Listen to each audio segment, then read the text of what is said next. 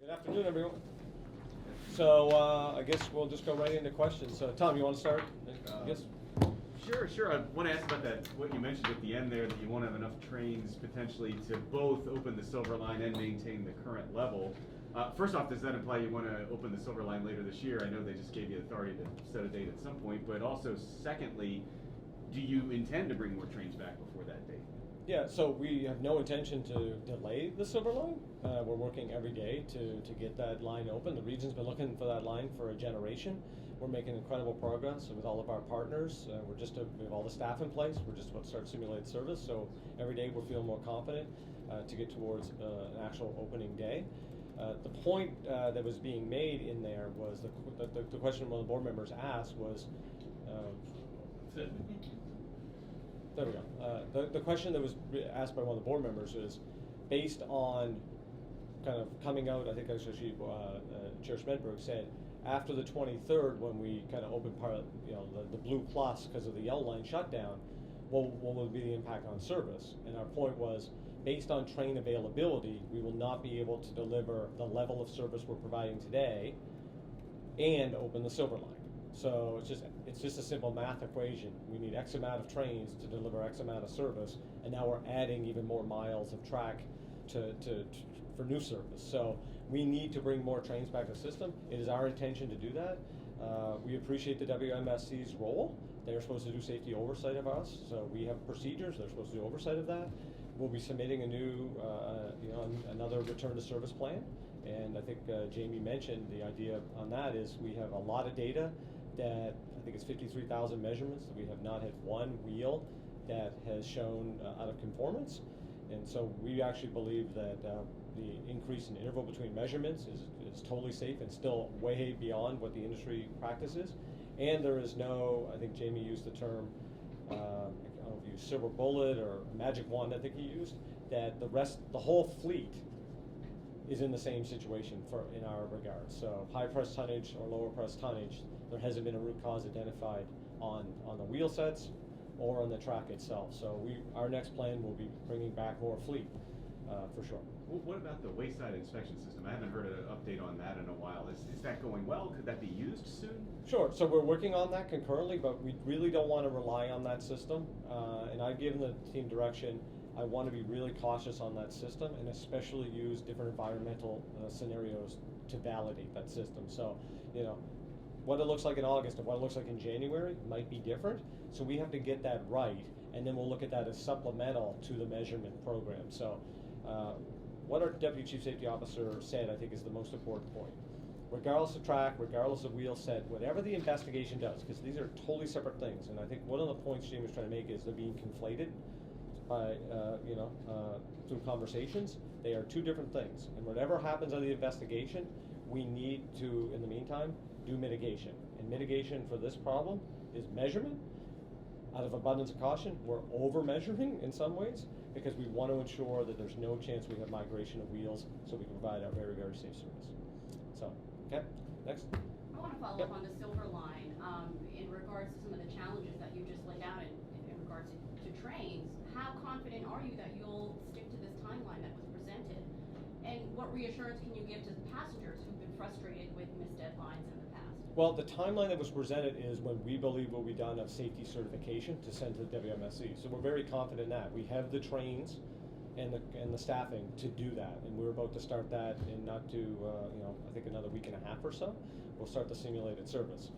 The topic in response to Chair Smedberg was, what do we do after October 23rd when across the Potomac opens back up and we shorten the yellow line bus shuttle, and then it goes back to availability of trains to run the overall service. So that's the kind of difference in that. So I guess just following up on that Silver Line, given all the budget issues you outlined, is it a help or a hindrance for the Silver Line to be coming on now? All the budget documents assume Silver Line, so there's not that it's like this new thing. I mean, the region's been talking about this line, I think, for 30 years, Chair?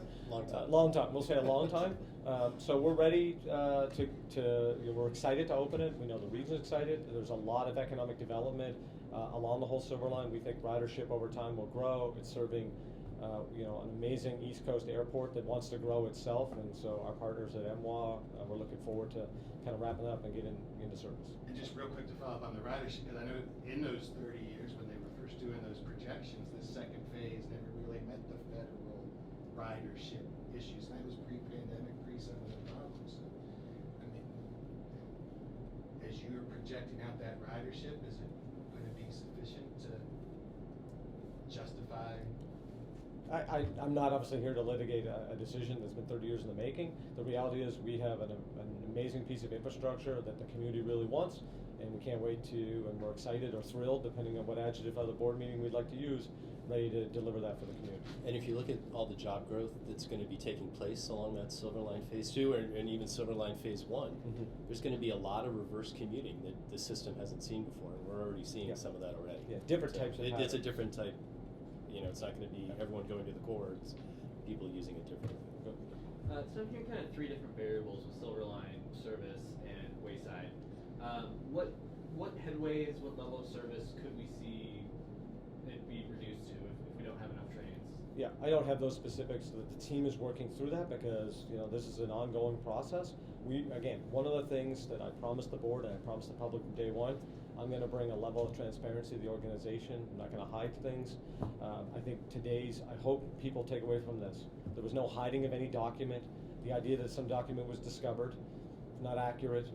I mean, we gave the documents. We are following the NTSB rules around investigation, and anything the NTSB says we can push along, we are doing that. And then on the service levels, again, I'm leaning into transparency as well, which is I want to tell the public we are doing everything they can. I mean, all day long, people tell me they want more service. We want to deliver more service, and we believe we are doing that in a very responsible, safe way. I've been on this. I was on the service again this morning. There's no chance I would ever be in this position and knowingly run service that I do not believe is safe. I believe our system is safe.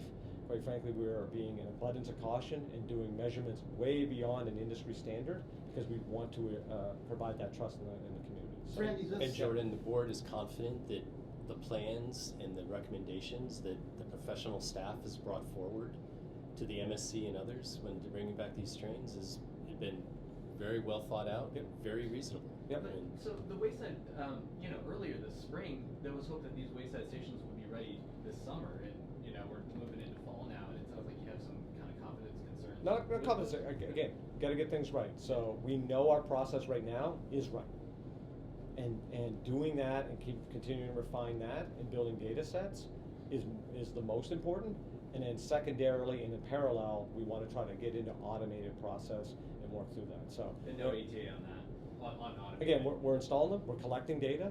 We want to get it right. So crawl, walk, run. We're working this process, and it's correct. I mean, we just showed 53,000 measurements, not one measurement out of tolerance. So if you're out today on the 7,000 car, that vehicle has been measured, and there is no slippage on a wheel at all. So we're going to Adam, then we'll go to you, and then we'll go to Justin. On the subject of fare revision, can you describe some of the gates that you're going to be piloting? And then what kind of message are you sending to riders if you're going to staff up around the fare gates? Are you trying to tell riders not to do it? Oh, well, clearly we love everyone to actually respect your community's transit system and pay your fare that funds your transit system. We're not a for-profit company. So, I hear a lot about equity, and it's something I think we deeply care about here as an organization. Anyone that has the means to avoid a fare is actually exasperating an equitable region and community. So if you could pay a fare, and if we don't have enough funding, as those slides showed, and if we have to make fare increases or service cuts, the people that are most transit dependent are going to actually be impacted. So we have to come to grips that people that have the ability to pay should be paying.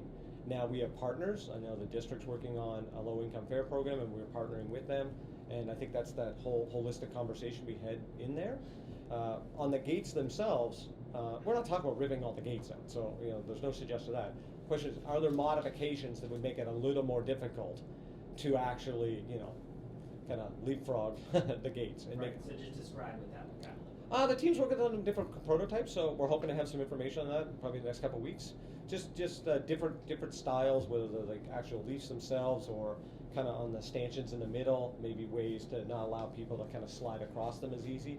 But again, the whole idea is we're not into this over-policing scenario. We want people to get on the system and use it, but we want people to respect that this is a community system. And everyone, I think, we've heard loud and clear, if I'm paying, why are you not paying?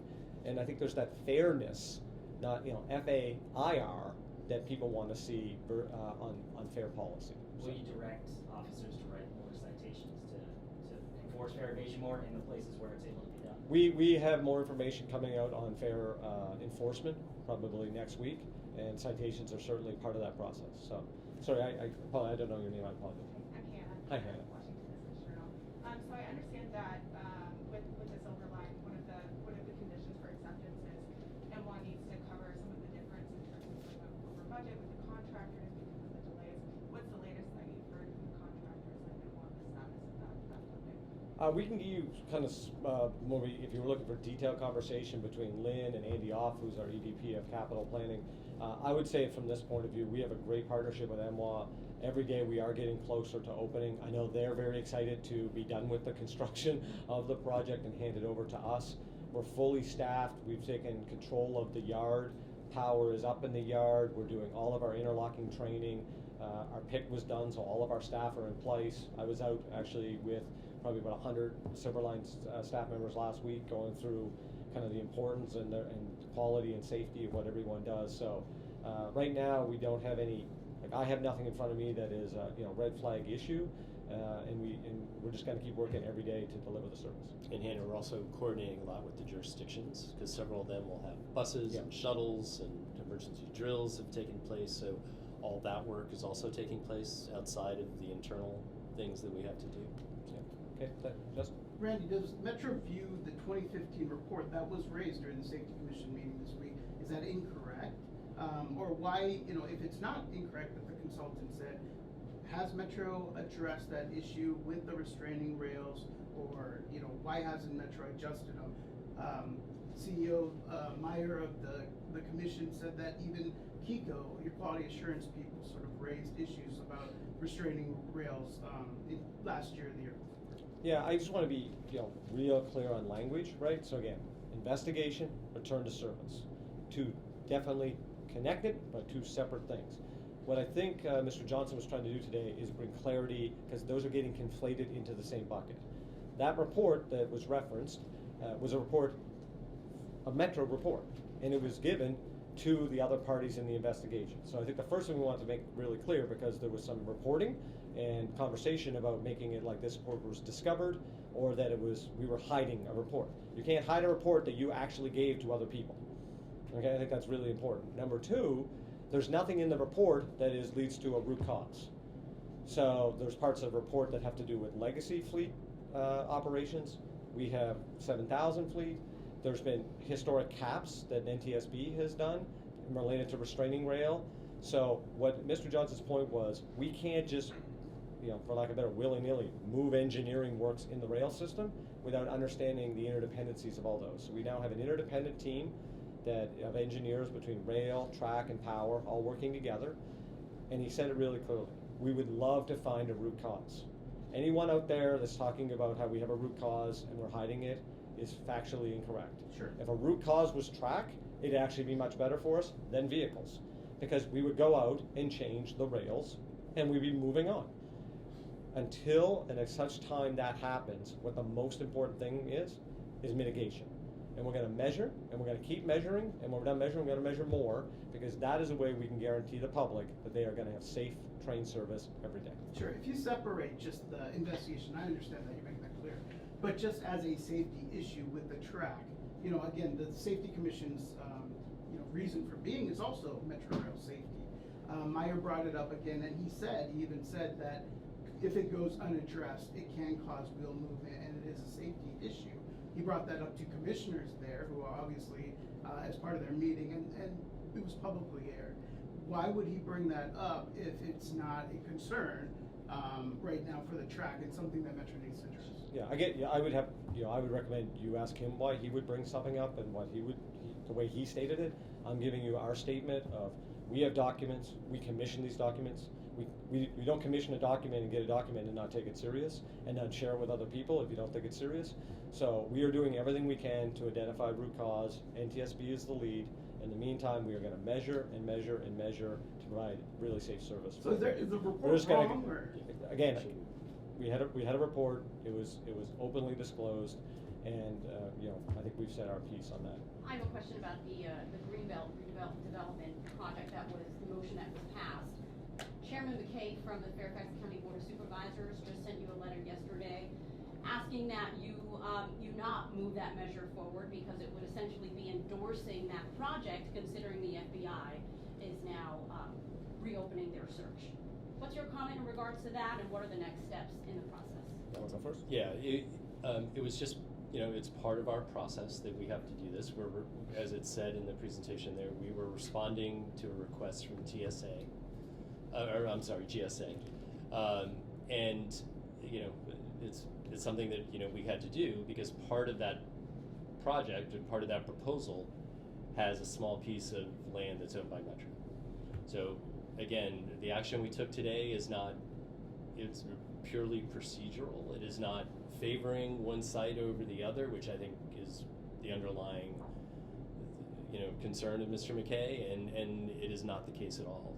The board was just doing its fiduciary responsibility and formalizing the response and the requirements that we needed to do for GSA. Okay, thanks everyone, we got a wrap. Just real quick. I don't think he's had a question yet. So we'll John Aaron from WTOP. Are you two okay with the idea that the root cause will never be found for the 7,000 series cars? We kind of heard that in there, that's a possibility. What I'm okay with is guaranteeing that we have a safety assurance process that regardless of root cause, those trains are safe. And I think that is the key takeaway. I would ask you all to make sure that it's really understood.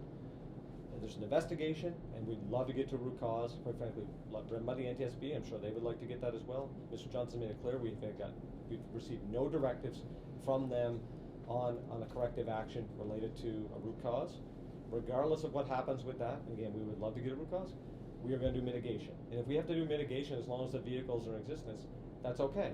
Because part of a normal fleet management program has back-to-back measurements, as Mr. Johnson mentioned. Lots of agencies do that.